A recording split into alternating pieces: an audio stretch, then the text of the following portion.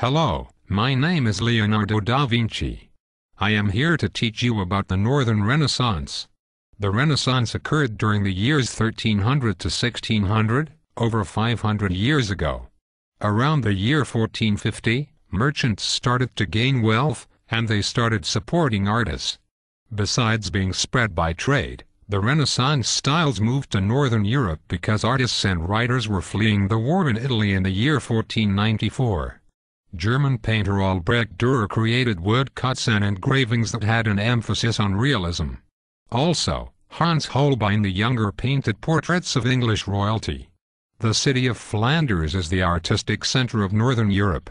Northern humanists criticized the Catholic Church, so they started Christian humanism.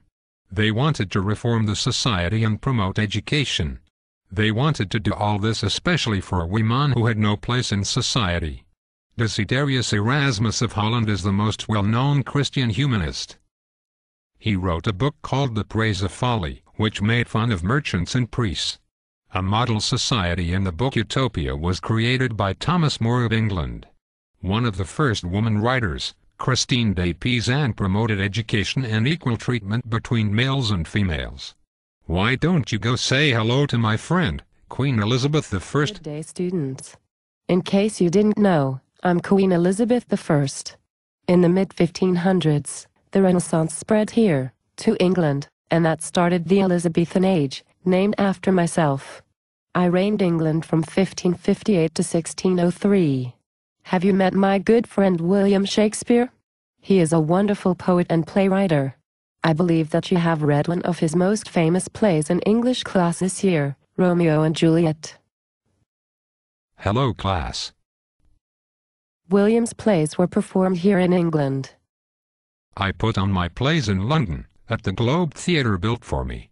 I was the script writer, as well as the director for the plays. Sometimes I even joined the actors up on stage as a fellow actor. That's interesting. Well, Bisheng, how's it going in China? How?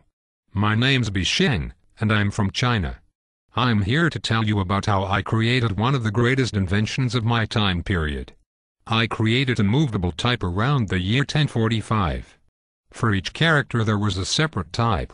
400 years later, in 1440, a man by the name of Johann Gutenberg from Germany enhanced my invention and created a printing press. It allowed for quick and cheap production of books. Can anybody guess what the first book printed was with Gutenberg's movable type? It was the Gutenberg Bible, which was printed back in 1455.